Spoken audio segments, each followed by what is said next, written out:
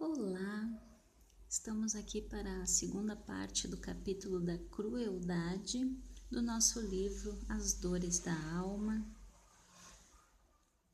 psicografado pelo Francisco do Espírito Santo Neto, que atualmente é palestrante e médium espírita, e através do seu benfeitor Hamed. Então vamos lá, para a segunda parte. A crueldade. Cada ato de crueldade que ocorre neste mundo tem como origem básica uma criatura que ainda não aprendeu a amar. A crueldade como pena de morte já se achava estabelecida em quase todos os povos da antiguidade.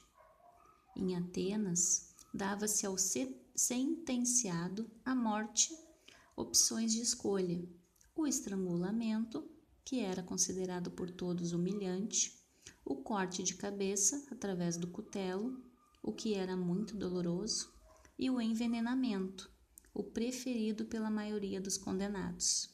Essa imagem que eu coloquei é de Sócrates, um pouco antes de beber a cicuta. Na Roma Antiga, em época anterior a Júlio César, o enforcamento e a decapitação eram as sentenças mais generalizadas.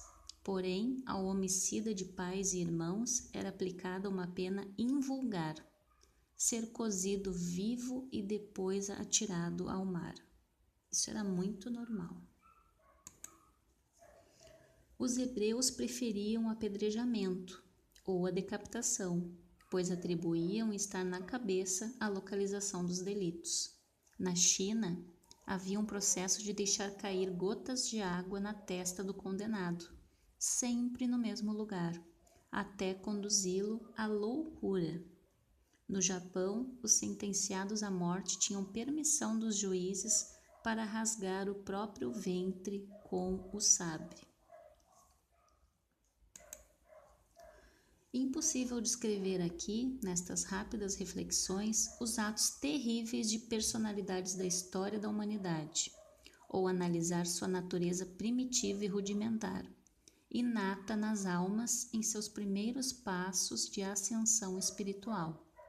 Nomearemos apenas algumas criaturas que tiveram comportamentos degenerados, como Nero, Calígula, Caracalá, Gengis Khan, Ivan o Terrível, Tamerlão e outros, sem nos determos nas atitudes dessas figuras do passado ou do presente, nem nas incontáveis condutas cruéis de homens que passaram anonimamente pela terra. Todavia, não poderíamos deixar de registrar o fanatismo e o autoritarismo da Santa Inquisição, também conhecida como Santo Ofício, criada em 1233 pelo Papa Gregório IX, que entrou para a história como uma das mais brutais demonstrações de ferocidade e violência contra os direitos humanos. Eu fiz uma pesquisa rápida na internet e a Santa Inquisição, ela começou no século XII e ela foi até o século XVIII. Ela atuou na França, na Espanha, Portugal e Itália. 600 anos de Inquisição. É muito tempo. Não saberemos avaliar com precisão quais atos mais perversos e sanguinários, os realizados pelos executores ou os praticados pelos executados.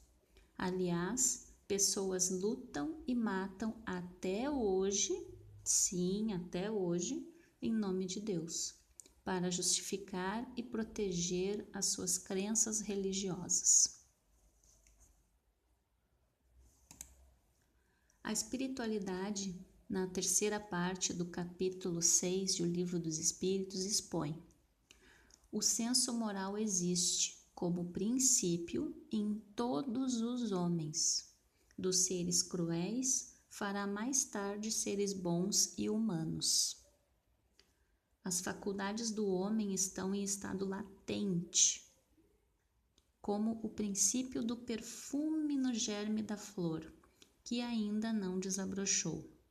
Assim também, em essência, somos todos unos com a perfeição divina que habita em nós.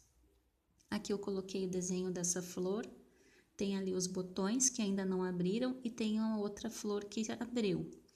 O que os espíritos querem dizer no livro dos espíritos, né? Que o senso moral, ele está em todos os seres humanos. Como comparação assim do perfume na flor. Se a gente for pegar só o botão da flor e for cheirar, ela tem um perfume, mas com menor intensidade, mas a gente sente. Então eles comparam isso com o senso moral, ou seja, a flor não desabrochou, mas ela já tem o perfume, já tem o senso moral nela, só falta desabrochar com o tempo. Isso é para todos nós. Assim como tem pessoas que já têm o senso moral, né, desabrochado, digamos assim, outros ainda estão em estado latente. Todo o processo de aprendizagem resulta em uma expansão da consciência, o que nos possibilita gradativamente abandonar os gestos bárbaros.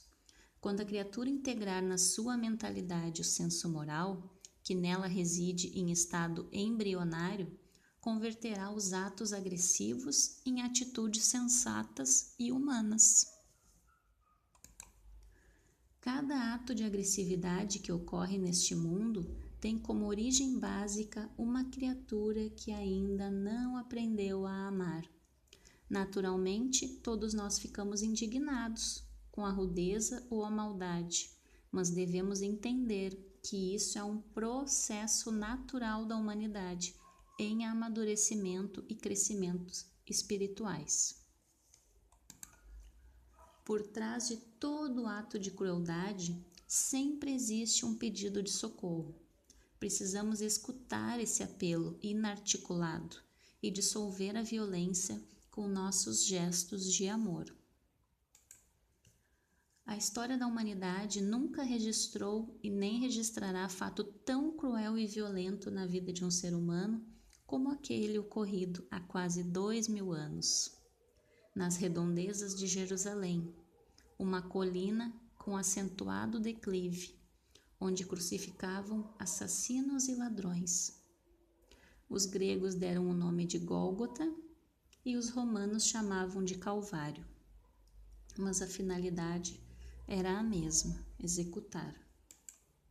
Nesse tétrico lugar, um ser extraordinário que queria simplesmente despertar nos homens a sua dimensão esquecida, ou religar esse elo perdido ao poder da vida, foi crucificado penosamente. Mesmo diante do sofrimento, Jesus dizia: Pai, perdoai-lhes, porque não sabem o que fazem. O grande número de pessoas ali presentes representava a violência humana. Para elas, não havia sequer um laivo de maldade em suas ações. Elas achavam que estavam fazendo o certo ali, xingando, querendo jogar pedra, e se ofenderiam certamente se fossem acusadas de perversas. Jesus, no entanto, as entendia em sua infância espiritual. Todos nós, na atualidade, preocupados em saber como lidar com a violência que explode de tempos em tempos no seio da sociedade terrena, devemos sempre fazer uma busca interior para compreender integralmente o significado majestoso dessa atitude de entendimento, perdão e amor que Jesus Cristo legou para toda a humanidade.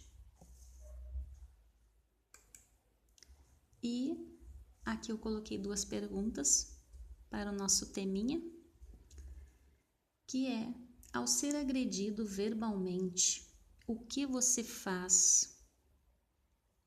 Em um noticiário na TV, você vê o julgamento de um jovem acusado de assassinar 5 mulheres por meio de um incêndio que ele provocou enquanto elas dormiam.